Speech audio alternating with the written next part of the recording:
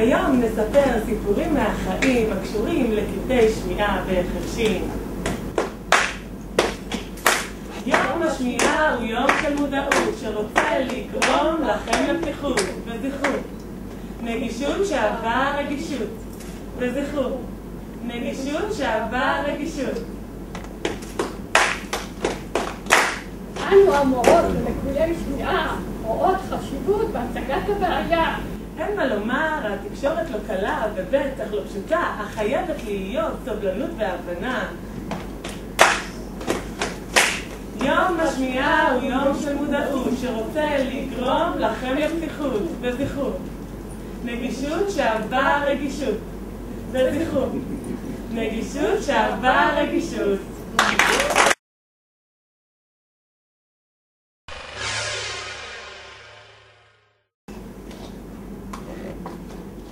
Место осталось?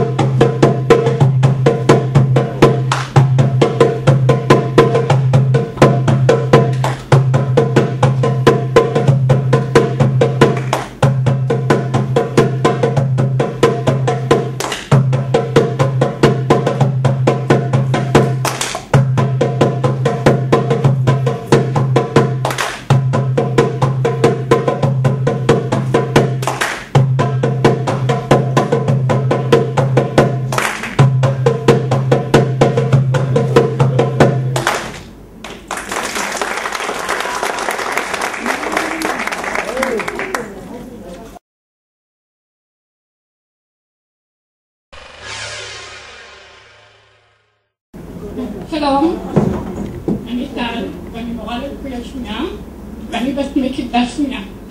עכשיו כתבתי לכם כמה טיפים קטנים שמקלים על תקשורת עם לקויי שמיעה. בתקשורת, אנו לקויי שמיעה, חרשים וכבדי שמיעה, מאוד מסתבכים על קריאת שפתיים ופנים. שוב, בתקשורת, אנו לקויי שמיעה, חרשים וכבדי שמיעה, מאוד מסתבכים על קריאת שפתיים ופנים. לכן השתדלו נא מאוד את הפנים כמה שיותר להראות. אז כדאי שאת הידיים אל תשימו על וקרוב על שפתיים. אדוני הנכבד, יהיה מאוד נחמד אם תימנע מלגדל שפם לתפארת, כמו לדוגמה עמיר פרץ. ולך גברתי הנכבדה, עצה קטנה, בגדים מקושטים צדגונים ותכשיטים גדולים נוספים לקריאת שפתיים מפריעים. בקשה לנו אליכם המורים והתלמידים, אל תדברו אל הלוח שגבכם לתלמידים. אנחנו לא רואים לכם את הפנים, ואת המידע החשוב המעניין אנחנו מפספסים. אין מה לצעוק ולהקדים. במכשירי השמיעה הצלילים החזקים נהיים מעוותים, מכאיבים ולא נעימים, ובכלל יהיו מאלו מאיתנו שלא שומעים. דברו בקול רגיל, ברור ונהיר. אל תיסעו באוטוסטרדה או בכביש מהיר. סעו בנחת, לא בסדתה בסידי הדרכים, ובדקו שאתכם אנחנו מבינים. אנחנו רגילים להסתכל על הפנים, אז כשאליכם אנחנו מדברים, תמשיכו לשמור על קשר עין, אפילו כשאתם עסוקים. אל תגידו לנו, תמשיכו לדבר, זה בסדר, אנחנו שומעים. ואם בתשומת לבכם אתם חפצים ואנחנו לא מגיבים, לפעמים לא שומעים, אז במקום לצעוק בקול ניחר עד מחר, נפלוף או איפוק אור קטן, לפתור את העניין.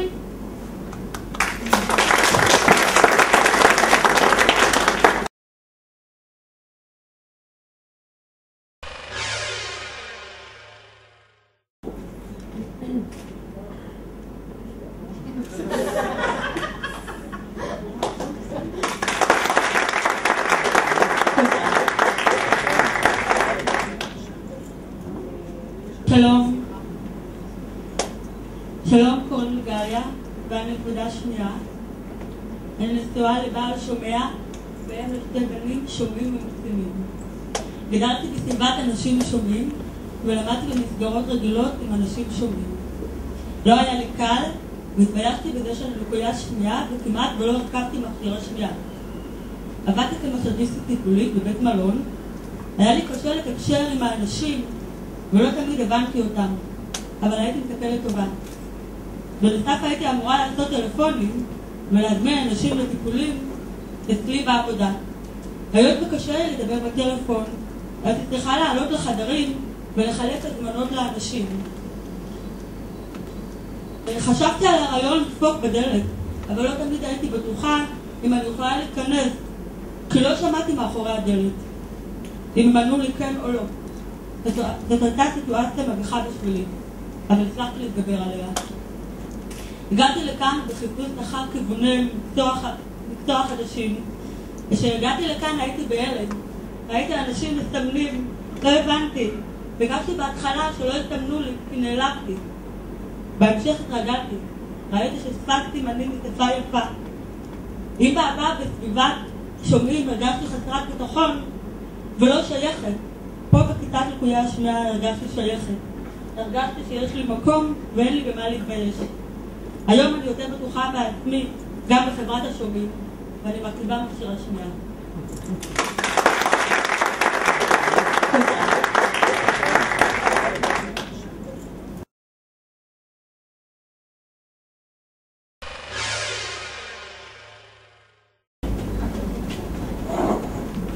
Selamat menggunakan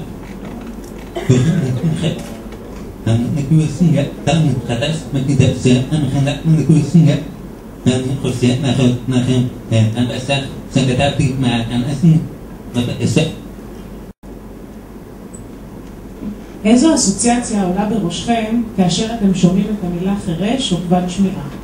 לא מן הנמנע שאצל רובכם תעלה דמותו של אדם מסכן, מוגבל, לא עצמאי, ובהחלט לא אחד שיכול להשתלב במערכת כזאת או אחרת. אני מיכה קוויטני, בן 29, רווק, יליד פתח תקווה, לקוי שמיעה ומרכיב מכשיר שתן. למרות לקות השמיעה שלי, אני משתדל לא לעשות לעצמי הנחות. המסר שלי אליכם, קהל יקר, ובמיוחד לאלה מביניכם שסובלים מבעיה כזאת או אחרת, הוא אל תתעטפו ברחמים עצמיים ואל תחפשו את מבטי החמלה. קומו, צאו, עשו. הסיפוק שיהיה מנת חלקכם בסופו של יום בלתי ניתן לתיאור.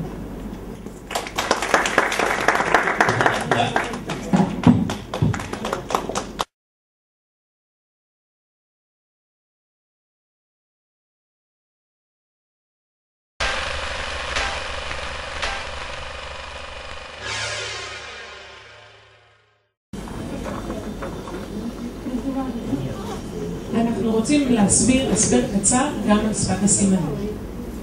שפת הסימנים אינה בינלאומית, בכל ארץ היא אחרת. היא צומחת בתוך הקהילה ותלויה בערכים ובתרבות שלה. נדגים את זה עם מילה קטנה, לדוגמה, אוכל. אני אבקש מוודאים לסמן אוכל בישראל. חומוס, נכון? ועכשיו נדגים איך אוכלים ביפן. סימן אוכל ביפן.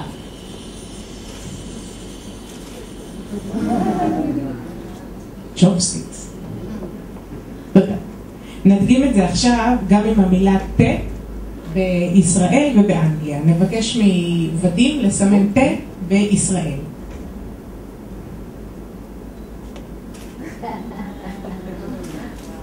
פשוט וברור טבילה של התיות. באנגליה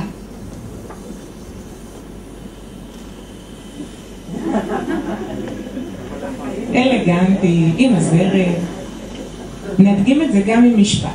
המשפט, אני רוצה את אמא, נבקש מסיגל לסמן אותו בישראל, שפת סימנים ישראלי.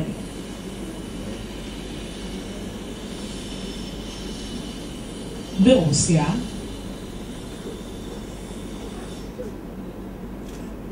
אני נגיד לא מבינה את זה. באמריקה,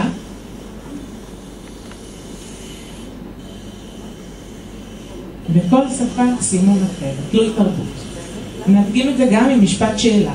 מה השם שלך בישראל? מסיגל.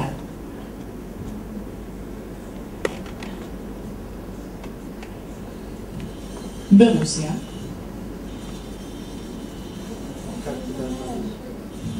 ובאמריקה.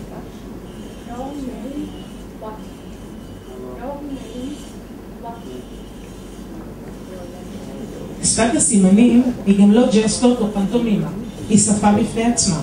יש לה תחביר, דקדוק ואוצר מילים עשיר משלה. פנטומימה כולם מבינים. שפת סימנים, אם לא לומדים, לא יודעים. אני אגיד להם מילה עכשיו שאתם לא תשמעו אותה בכוונה, ואחר כך נדגים לכם אותה גם בפנטומימה.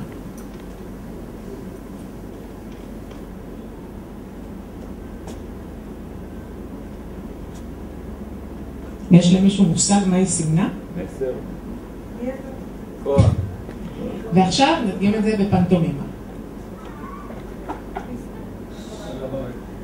אני הולך הביתה, נכון? הביתה, בשפת סימנים, בקיצור. נדגים את זה גם עם עוד מילה.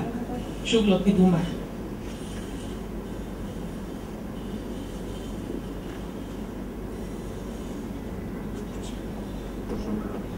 יש למישהו מושג? לא שומע. תגלי. פנטומימה.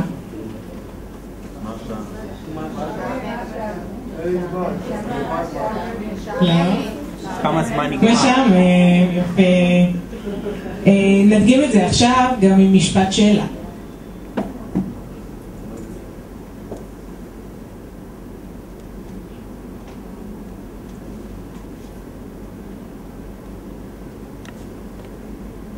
מישהו היה יכול לענות לו? מי צלצל? הוא שואל מי צלצל, וזו טעות מאוד נפוצה. עכשיו נסמן את זה בפנטומימה, נציג את זה בפנטומימה. איפה השירותים? איפה? ומסמנים את זה ככה, כי פעם שירותים היו ליד טלפון ציבורי, אז הסימן נשאר. אוקיי. שפת הסימנים היא שפה מקסימה, היא שפה דינמית, חיה ובועטת. היא מתפתחת ומשתנה ובמקום לא עומדת. נדגים את זה עם סימן של טלפון שלא נשאר כמו שהוא לאורך השנים.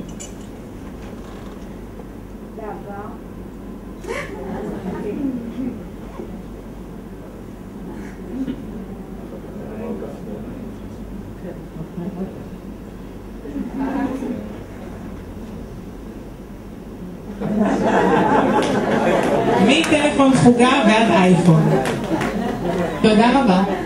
ועכשיו נספר לכם סיפור מבדח בשפת סימנים, ותוכלו להתרשם בעצמכם מיופי ואושר השפה.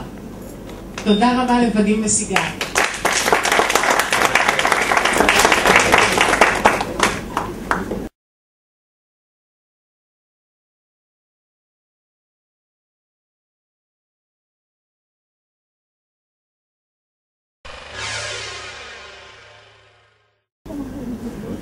היה זוג צעיר וחמוד שהכיר בארץ.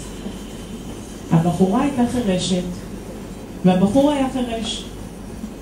הם אהבו מאוד האחד את השנייה, בילו, שוחחו, צחקו ובעיקר אהבו. יום אחד הבחור קיבל הצעה לעבודה מאוד טובה, אבל באנגליה.